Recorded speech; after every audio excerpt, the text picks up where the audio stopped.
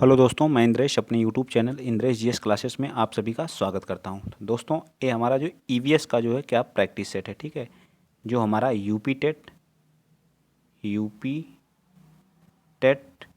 Yes TET और जो 2023 में जो हमारा अगला जो है सी टेट का होने वाला है, सी सी टेट के लिए क्या है मोस्ट इंपॉर्टेंट है, ठीक है। आप लोग जितना हो सके वीडियो को शेयर करिए, चैनल को क्या कर लीजिए सब्सक्राइब भी कर लीजिए, ठीक। क्वेश्चन नंबर 1 देखिए क्या करा है। क्वेश्चन नंबर 1 करा हमारे शरीर के किस अंग के द्वारा जो है अमोनिया को यूरिया में क्या किया जाता है, बदला जाता है, ठीक है। अमोनिया अमोनिया को क्या किया जाता है, अमोनिया का फार्मूला क्या होता है, NH3 होता है। इसको क्या बोला जाता है, अमोनिया बोला जाता है। क्या बोला जाता है, अमोनिया, ठीक है। इसको क्या कहते हैं, अमोनिया कहते हैं, ठीक है। अमोनिया को किसके द्वारा जो है यूरिया में कन्वर्ट किया जाता है, तो बताइए यूरिया का फार्मूला क्या होता है, NH2CO। NH2 ये हमारा किसका है, यूरिया का फार्मूला है, ठीक है। किसका है, यूरिया का है, ठीक है। इसको कौन बदलता है, इसको यूरिया में कौन कन्वर्ट करता है, ये बताइए। तो इसको यूरिया में बदलने का काम जो करता है उसका नाम क्या है, यकृत होता है, फेफड़ा होता है, या फिर क्या होता है। तो यकृत द्वारा, किसके द्वारा जो है, यकृत द्वारा, किसके द्वारा, यकृत के द्वारा इसको बदला जाता है। तो इसकी तरह से हमारा राइट आंसर क्या आ जाएगा, ए पार्ट हमारा क्या हो जाएगा, राइट आंसर हो जाएगा। यकृत जो होती है अमोनिया को यूरिया में क्या करती है, कन्वर्ट करती है। यूरिया का फार्मूला हमारा क्या होता है, तो यूरिया का NH2CO NH2 होता है, अमोनिया का NH3 होता है, ठीक है। याद रहेगा ना, ठीक। और यकृत जो है हमारी क्या है, सबसे बड़ी ग्रंथि है, ठीक है। सबसे बड़ी ग्रंथि, इसको भी याद रख, सबसे बड़ी ग्रंथि है, क्या है, सबसे बड़ी ग्रंथि, ये भी याद रख लीजिए, सबसे बड़ी ग्रंथि है, ठीक है। सबसे बड़ी क्या है, ग्रंथि है, ठीक है। ये सारी चीज़ें आपको क्या होनी चाहिए, याद होनी चाहिए। सबसे बड़ी ग्रंथि कौन सी है, यकृत है। पूरा डिटेल के साथ सारी चीज़ें आपको बताई जा रही हैं, तो आप लोग क्या करेंगे, याद रखेंगे, ठीक। चलिए आगे चलते हैं। नेक्स्ट अगला क्वेश्चन आप बताएंगे कौन सा। क्वेश्चन नंबर बता दीजिए 122। देखिए 122 क्या कर रहा है कि कौन सी धातु जो है अधातुएं चुंबक से आकर्षित होती हैं। बताइए, चुंबक मतलब चुंबकत्व का गुण किस में पाया जाता है, तो क्या लोहा जो हमारा फेरस होता है, इसको Fe, इसका सिंबल क्या होता है, Fe, ठीक है। इसको बोलते हैं लोहा, ठीक है। यह जो है चुंबक के साथ आकर्षित होती है, बिल्कुल सही। ए पार्ट हमारा क्या है, बिल्कुल सही है। कोबाल्ट क्या होता है, आकर्षित होता है। बताइए कोबाल्ट क्या होता है, ए भी आकर्षित होता है, ठीक है। इसको CO से डिनोट करते हैं, ठीक है। निकिल निकिल को Ni से, निकिल जो होता है उसको क्या करते हैं, Ni, इसको बोलते हैं निकिल, ठीक है। निकिल निकेल या निकिल, ये सभी धातुएं क्या होती हैं, लोहे के साथ क्या करती हैं, आकर्षित होती हैं। तो इस तरह से हमारा क्या आ जाएगा, डी पार्ट इसका राइट आंसर आ जाएगा, ठीक।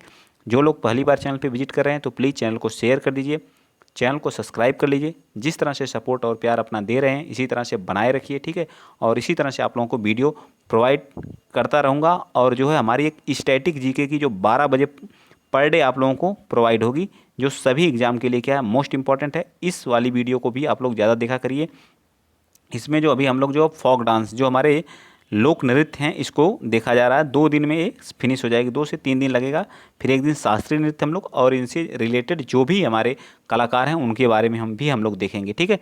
तो उस वीडियो को भी जाके देखिए। आज पहली क्लास हुई है, कल आपको दूसरी क्लास देखने को मिलेगी। चलिए बताइए 123 का, निम्नलिखित में से कौन सा जो स्वास्थ्य अस्थियों के लिए जो है, स्वास्थ्य अस्थियों के लिए आवश्यक होता है, जो मतलब हमारे अस्थियों के लिए क्या होता है, आवश्यक होता है। कैल्शियम एवं विटामिन के, कैल्शियम एवं विटामिन के, या कैल्शियम विटामिन ई। कैल्शियम तो पाया ही जाता है, तो विटामिन ए या विटामिन डी, तो हमारा विटामिन डी हमारा किससे प्राप्त होता है, तो विटामिन डी जो हमें किससे प्राप्त होता है, ये हमें सूर्य की किरण से, ठीक है। सूर्य की किरण से हमें क्या होता है, या रोशनी से प्राप्त होता है, ठीक है। सूर्य की रोशनी से हमें प्राप्त होता है। ये चीज़ आपको क्या होनी चाहिए, याद होनी, जो हमारे स्वस्थ अस्थियों के लिए क्या महत्वपूर्ण होता है, ठीक। इनके द्वारा ही हमारी अस्थियों का क्या होता है, निर्माण एवं विकास होता है, ठीक। चलिए आगे चलते हैं। नेक्स्ट अगला क्वेश्चन आप बताएंगे कौन सा, 124।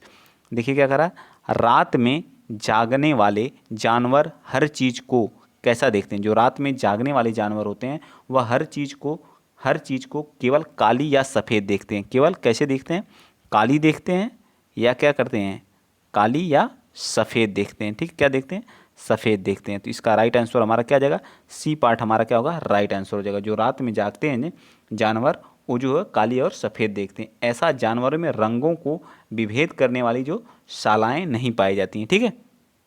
आगे आ जाइए, क्वेश्चन नंबर 125 बता दीजिए।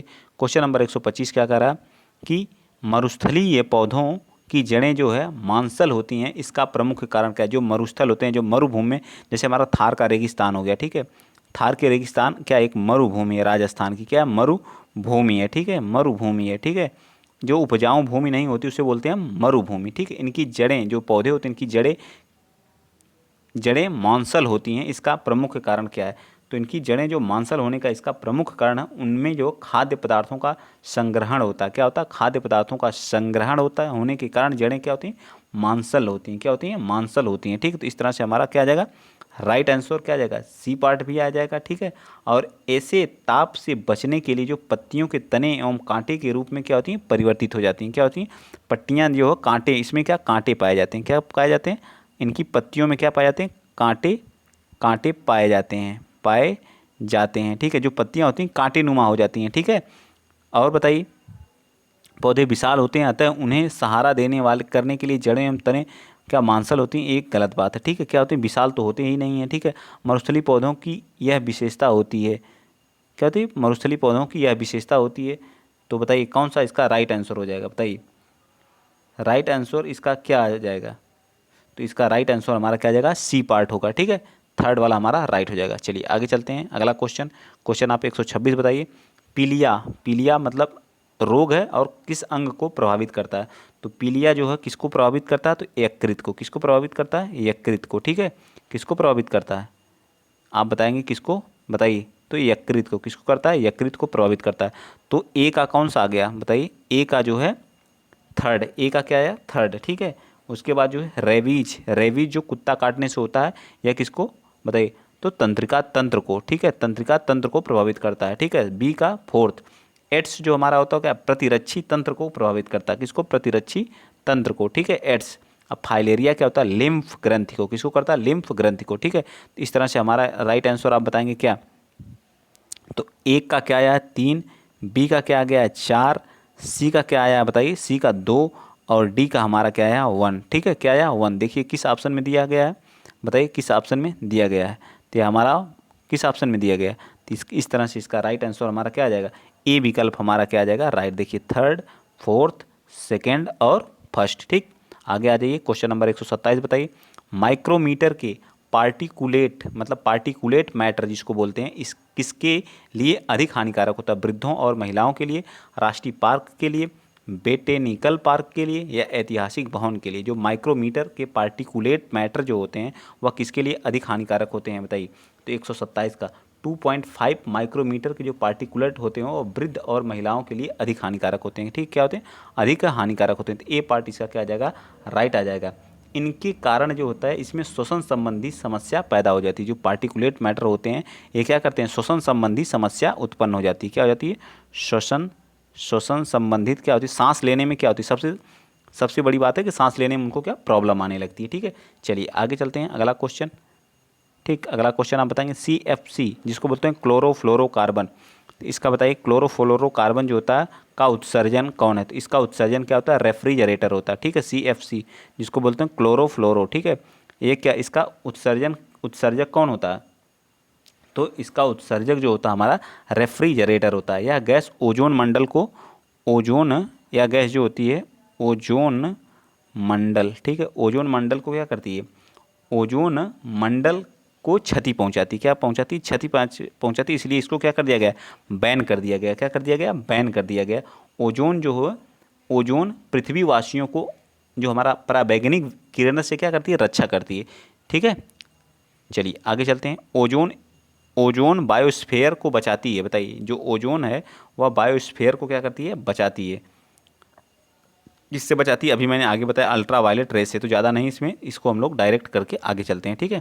चलिए आगे आ जाइए, अगला क्वेश्चन। अगला क्वेश्चन आप लोगों के सामने रहा ए, ठीक है। बताइए जो हमारा 130वां क्वेश्चन है, देखिए क्या करा, इसको मैं थोड़ा सा छोटा कर ले रहा हूँ, ठीक, क्योंकि काफ़ी बड़ा हो जा रहा है। चलिए बताइए, भूमिगत जल स्तर को उसके प्राकृतिक स्तर पर पुनः लाने के लिए निम्न में से कौन सा उपाय सर्वथा उचित है? बताइए कौन सा उपाय जो है सर्वथा उचित है? तो जो भूमिगत जल होते हैं, भूमिगत जल स्तर को उसके प्राकृतिक स्तर पर पुनः लाने के लिए क्या होता है? उपायों में से सर्वाधिक उपयुक्त उपाय कौन सा है? इसमें हमको चारों ऑप्शन में से बताना है। बताइए क्या होता है? तो पाताल तोड़ कुओं का अधिक निर्माण, जो पहले पाताल तोड़ कुएं का निर्माण अधिक किया जाना चाहिए। इससे क्या होता है, ये पानी क्या होते हैं, इकट्ठा होते हैं, फिर क्या अंदर जाते हैं और पुनः जो हम लोग क्या है हैंडपंप से पानी निकालते हैं। ठीक है, तो पाताल कुओं का अधिक निर्माण होगा, तब हमारा क्या पुनः लाने के लिए, जो प्राकृतिक स्तर पर पुनः लाने के लिए सर्वश्रेष्ठ उचित ऑप्शन है। ठीक, चलिए आगे बताइए। 131 क्वेश्चन नंबर 131 क्या कह रहा है, जो चिपको आंदोलन आंदोलन की जनक गौरा देवी द्वारा चिपको आंदोलन किस गांव में प्रारंभ, जो गौरा देवी थी जो चिपको आंदोलन से जुड़ी हुई थी, यह किस गांव से बिलोंग करती हैं, इनके बारे में बताना है। बताइए, तो जो चिपको आंदोलन की जनक जो गौरा देवी जो चिपको आंदोलन को प्रारंभ की उत्तराखंड के रैनी गांव से, उत्तराखंड के ए पार्ट हमारा क्या रैनी गांव से संबंधित है, क्या है उत्तराखंड के रैनी गांव से संबंधित हैं। ठीक है, या उत्तराखंड के चमोली जिले में स्थित है। ठीक है, यह जो रैनी गांव है ये यूके का मतलब क्या होगा उत्तराखंड, उत्तराखंड के जिला कौन सा है, उत्तराखंड का जिला कौन सा है, चमोली। ठीक है, क्या है, चमोली जिला है, चमोली जिले से। ठीक है, चमोली जिले से। ठीक है, ये भी याद रखिएगा। ठीक, तो आई होप, मैं आशा करता हूँ सारी चीज़ें आप लोगों को समझ में आ रही होंगी। ठीक है, और जो यह आंदोलन प्रारंभ कब हुआ था चिपको, तो 1973 में यह आंदोलन हमारा उत्तराखंड के कौन से चमोली जिले के रैनी गांव से स्टार्ट हुआ था। ठीक, चलिए नेक्स्ट बताइए। फुकुशिमा परमाणु आपदा। ठीक है, फुकुशिमा परमाणु आपदा किस देश में घटित हुई थी, बताइए 132 का। तो फुकुशिमा परमाणु आपदा जो जापान में कहाँ पे हुई थी, इसका राइट आंसर क्या आ जाएगा, जापान में। कब हुई थी बताइए, तो 11 मार्च। ठीक है, 11 मार्च कब हुई थी, 11 मार्च 2011 को हुई थी। ठीक है, 11 मार्च 2011 को घटित हुई थी। इस समय जापान में भयंकर सुनामी आई थी, जिसके कारण जो फुकुशिमा परमाणु संयंत्र क्षतिग्रस्त हो गया था, जिससे रेडियो एक्टिव रिसाव का खतरा मंडराने लगा था। ठीक है, तो इसका राइट आंसर जापान राइट हो जाएगा। चलिए आगे चलते हैं। ईवीएस का संक्षेपण अर्थ बताइए। ईवीएस का जो संक्षेप में क्या, देखिए ऐसे भी क्वेश्चन पूछे जाते हैं आपके यूपी टेट में। ठीक है, यूपी टेट में इस तरह के भी क्वेश्चन पूछे जाते हैं। देख लीजिए कितना आसान, इसका फुल फॉर्म बताना है। Environmental skills, environmental science, environmental sources, environmental studies. बताइए ईवीएस, तो इन्वायरमेंटल स्टडीज या पर्यावरणीय अध्ययन बोला जाता है। ठीक है, पर्यावरणीय अध्ययन, तो डी पार्ट हमारा क्या होगा, राइट। आ जाइए 134 बताइए। हिरण, चीता, भालू, फीता क्रीम क्रमशः उचित क्रम है, बताइए क्रमशः इनका उचित क्रम कौन सा है। हिरण, चीता, हिरण क्या होता है, तो हिरण हमारा क्या होता है, शाकाहारी होता है। कैसा होता है, शाकाहारी। ठीक है, चीता क्या होता है, बताइए चीता क्या होता है, मांसाहारी होता है। ठीक, क्या होता है, मांसाहारी होता है। ठीक, अब फीता क्रीम क्या होता है, बताइए भालू क्या होता है, भालू बता दीजिए, भालू क्या होता है, भालू जो हमारा होता है उसके बारे में बताइए क्या होता है, मांसाहारी होता है, परजीवी होता है, या क्या होता है बताइए। तो पहला तो जो हिरण परजीवी तो होता नहीं है, तो ए पार्ट हमारा वैसे ही गलत हो गया, बी पार्ट भी गलत हो गया। सर्वाहारी हिरण होता नहीं, तो इस तरह से बचा कौन सा, ए पार्ट हमारा क्या आ जाएगा, मांसाहारी। फिर हमारा जो भालू होता है सर्वाहारी होता है, और हमारा फीता क्रीम क्या होता है, परजीवी होता है। ठीक, क्या होता है, फीता क्रीम। तो सर्वाहारी हमारा क्या होता है, भालू होता है, और फीता क्रीम क्या होता है, परजीवी होता है। ठीक है, परजीवी होता है। ठीक, फीता क्रीम क्या होता है, परजीवी होता है। ठीक, आई होप, मैं आशा करता हूँ कि सारी चीज़ें आपको समझ में आ गई होंगी। चलें आगे चलें, चलिए चलते हैं आगे। ठीक, नेक्स्ट क्वेश्चन, अगला क्वेश्चन इस तरह से, इसका ए पार्ट राइट हो जाएगा। ठीक है, 135 बताइए। क्वेश्चन नंबर 135 का असम या असम का जो एक सींग वाले गैंडे वाला वन्यजीव अभ्यारण्य कौन सा, तो काजीरंगा जो एक सींग वाले गैंडे के लिए जाना जाता है। ठीक है, जो असम में है। ठीक है, असम में मानस भी है, असम में जो है ये भी मानस जो है असम का जो है क्या है, एक वन्यजीव अभ्यारण्य है। ठीक है, गिर जो हमारा क्या है, गिर जो हमारा गुजरात में है। ठीक है, कहाँ पे, गुजरात में है। ठीक, कहाँ पे, गुजरात में है। ठीक, और गधे के लिए है। ठीक है, गधे के लिए गिर जो है गधे के लिए जाना जाता है। कान्हा जो हमारा कहाँ है, एमपी में। ठीक है, ये सारी चीज़ें आपको क्या होनी चाहिए, याद होनी चाहिए। कान्हा किस लिए जो हमारे कहाँ पे है, एमपी में। आगे आ जाइए, क्वेश्चन नंबर आप 136 बताइए। भारत की जलवायु परिवर्तन national action plan on climate change NAPCC पर प्रथम राष्ट्रीय क्रिया योजना कब प्रकाशित हुई थी। 136 का राइट आंसर आप बताएंगे, बताइए कौन सा हो जाएगा, तो 2008 में। कब प्रकाशित हुई थी, तो 2008 में क्या हुई थी, प्रकाशित हुई थी। इसके तहत जो जलवायु परिवर्तन के कारण तथा उसके निवारण के उपाय का क्या किया जाता है, वर्णन किया जाता है, या एक क्या संस्था है। ठीक है, चलिए आगे बता दीजिए। नेक्स्ट क्वेश्चन आप बता दीजिए, 137 भी यहीं पे। पारितंत्र की परिभाषा किसने दी थी, पारितंत्र की परिभाषा, या इसको बोलते हैं पारिस्थितिकी तंत्र की परिभाषा कौन सी, एजी टांसले द्वारा। किसकी, एजी टांसले, जिसको आर्थर टेंसले बोलते हैं, कब दिए थे? 1935 में। ये भी याद रख लीजिए कब दिए थे? 1935 ईस्वी में, ठीक है, 1935 ईस्वी में, ठीक है, इन्होंने इसकी परिभाषा दी थी। ठीक, चलिए आगे चलते हैं। नेक्स्ट अगला क्वेश्चन, डीडीटी। डीडीटी जिसको बोलते हैं इंग्लिश में डीडीटी, डीडीटी यह क्या है बताइए? खरपतवार निवारक है, जैव निम्नीकरण प्रदूषक है, अजैव निम्नीकरण प्रदूषक, एंटीबायोटिक है। डीडीटी बताइए क्या है? या कि एक अजैव निम्नीकरण प्रदूषक है। इसका पूरा नाम होता है डाइफेनाइल ट्राइक्लोरो, ठीक है, एथेन बोलते हैं। ठीक है, डाइक्लोरो, इसका क्या होता है? डाई, इसका फुल फॉर्म लिख लीजिए, डाइक्लोरो, ठीक है, डाइक्लोरो, ठीक है, डाइक्लोरो और डाइफेनाइल, फिर क्या होता है? डाइफेनाइल ठीक है, डाइफेनाइल और डाइफेनाइल ट्राइक्लोरोएथेन, फिर क्या होता है? ट्राइक्लोरोएथेन बोलते हैं। क्या बोलते हैं? एथेन, ठीक है, याद रहेगा ना, ट्राइक्लोरोएथेन। ठीक, तो इस तरह से आएगा। जैव निम्नीकरण क्या है? प्रदूषक है। क्या है? जैव निम्नीकरण क्या है? प्रदूषक है। यह एक कीटनाशक है। प्रारंभ में इसका प्रयोग मच्छरों को मारने में और मलेरिया को नियंत्रित करने में किया जाता था। यह एक क्या? कीटनाशक। जैव क्या है? यह एक अजैव निम्नीकरण क्या? प्रदूषक। तो सी पार्ट हमारा क्या आ जाएगा? राइट आंसर आ जाएगा। ठीक है, क्या है? एक कीट निवारक है। ठीक, चलिए आगे चलते हैं। खरपतवार निवारक नहीं है। ठीक, 139 बताइए। पारिस्थितिकीय तंत्र एवं प्राकृतिक अधिवासों का संरक्षण तथा उनके प्राकृतिक वातावरण में प्रजातियों की जीवन क्षम जनसंख्या का रख रखाव एवं प्रति प्राप्ति के लिए प्रयुक्त पद कोड संरक्षण होता है। या फिर क्या बोलते हैं इसको बताइए? 139 का। तो प्राकृतिक अधिवासों संरक्षण एवं उनके प्राकृतिक वातावरण प्रजातियों की जो है जीवन रक्षा संख्या का रख रखाव क्या कहलाता है? स्वस्थान कहते हैं। क्या बोलते हैं? स्वस्थानीय संरक्षण कहलाता है। ठीक है, इसको बस इतना याद कर लेना। ठीक है, चलिए कुछ क्वेश्चन ऐसे रहते हैं बस उनको याद करना रहता है। ठीक है, उनको बस याद कर लीजिए आप लोग, जो उसके डिटेल से कुछ और नहीं। बताइए 140। जब कोई व्यक्ति ट्रेन द्वारा अहमदाबाद से केरल की यात्रा करता है, ठीक है, तो वह अनेक सुरंग को पार करता है। तो ये सुरंगें कौन सी हैं बताइए? कहाँ से? अहमदाबाद। अहमदाबाद हमारा कहाँ पे? ठीक है, ये हमारा रहा कौन सा? मैप इंडिया का। ठीक, तो इस साइड हमारा कौन सा? गुजरात पड़ता है यहाँ पे। ठीक, क्या? गुजरात है। ठीक है, गुजरात से कहाँ जाता है? गुजरात से केरल जाता है। ठीक, ये हमारा केरल है। ये पूरा हमारा क्या है? केरल है। ठीक, ये वाला एरिया क्या है? केरल है। ठीक, तो कौन सी सुरंग को पार करेगा? ठीक है, यहाँ अहमदाबाद पड़ेगा, अहमदाबाद। ठीक है, अहमदाबाद से कहाँ जाना? केरल। तो इसी रास्ते होते हुए आएगा। ठीक है, यहाँ केरल आएगा। तो बताइए कहाँ से? तो विंध्याचल पर्वत को कट करेगा, पश्चिमी घाट को, अरावली को, या फिर जो पूर्वी। तो अरावली तो है नहीं, ना तो पूर्वी घाट है। दो ऑप्शन वैसे बचे, विंध्याचल और हमारा कौन सा? पश्चिमी घाट। तो किसको कट करेगा? पश्चिमी घाट हमारा इसी साइड पड़ता है। ठीक है, क्या है? ये सब हमारे क्या है? पश्चिमी घाट है। ठीक है, यही हमारा क्या कहलाता है? पश्चिमी घाट। ठीक है, ये हमारा क्या? पश्चिमी घाट। ठीक, इसको क्या बोलते हैं? पूर्वी घाट। क्या बोलते हैं? पूर्वी घाट। तो किसको कट करेगा? कौन सी सुरंग पर्वतों को क्या करेगा? क्रॉस करेगा, पश्चिमी घाट को या फिर जो है किसी और को? बताइए। तो 140 का राइट आंसर क्या आ जाएगा? थाल घाट, भोर घाट तथा पाल घाट जैसी दर्राओं को क्या करेगा? वह पार करता हुआ जो है इसमें कौन कौन सी दर्रा आती हैं? थाल घाट, भोर घाट, ठीक है, थाल घाट, भोर घाट और पाल घाट। ठीक है, पाल घाट, ये सभी दर्राएं हमारी क्या? पश्चिमी सुरंग में पाई जाती हैं, सॉरी पश्चिमी घाट में पाई जाती हैं। ठीक, कहाँ पे?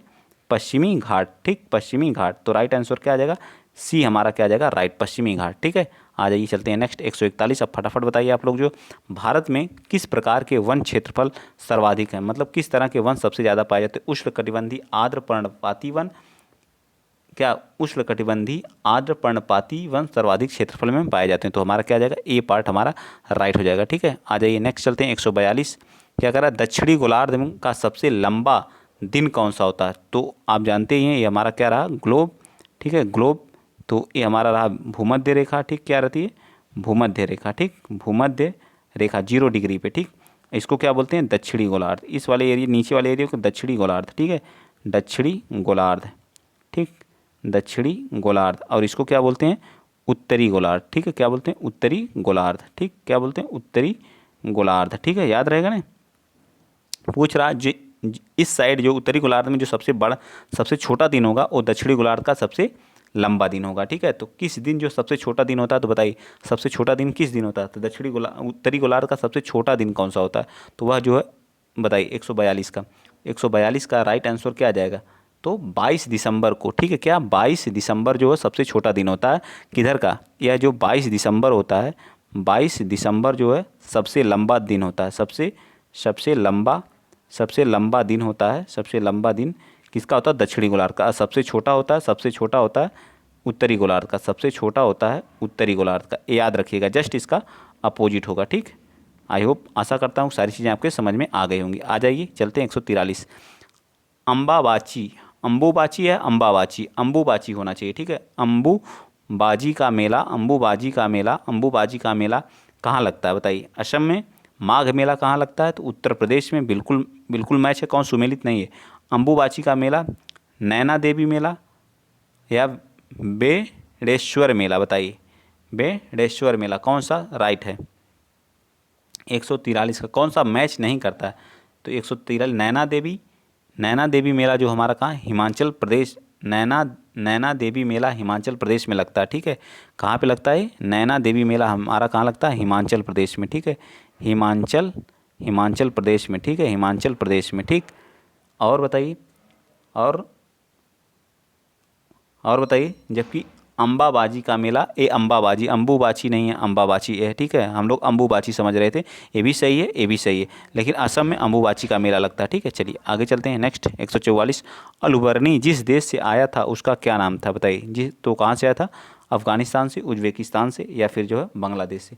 तो कहाँ से आया था? अलबर्नी। तो अलबर्नी जो हमारा उज्बेकिस्तान से आया था। भारत कहाँ आया था? उज्बेकिस्तान से। तो ये पार्ट हमारा क्या आ जाएगा? राइट आ जाएगा। किसके समय आया था? महमूद गजनवी के समय आया था। इसकी पुस्तक का क्या नाम था? तारीख ए हिंद थी। तारीख ए हिंद इसकी पुस्तक थी। ठीक है, चलिए आगे चलते हैं। नेक्स्ट अगला क्वेश्चन आप बताएं। Question number 145। राष्ट्रपति द्वारा राज्यसभा में कितने सदस्य मनोनीत होते हैं? तो राज्यसभा में 12 सदस्यों को क्या करता है? मनोनीत करता है। कौन? राष्ट्रपति। ठीक है, 12 सदस्यों को। आगे आ जाइए, क्वेश्चन नंबर कौन सा? 146 बताइए। 146। एक शिक्षक प्रत्येक बच्चे को अपने घरों की रद्दी सामग्री से कुछ उपयोगी वस्तु बनाने को कहता है, तो शिक्षक का शैक्षिक अभिप्राय नहीं है। क्या अभिप्राय? निगेटिव है। ठीक है, निगेटिव पूछा है क्वेश्चन हमारा, निगेटिव है। ठीक, तो बताइए।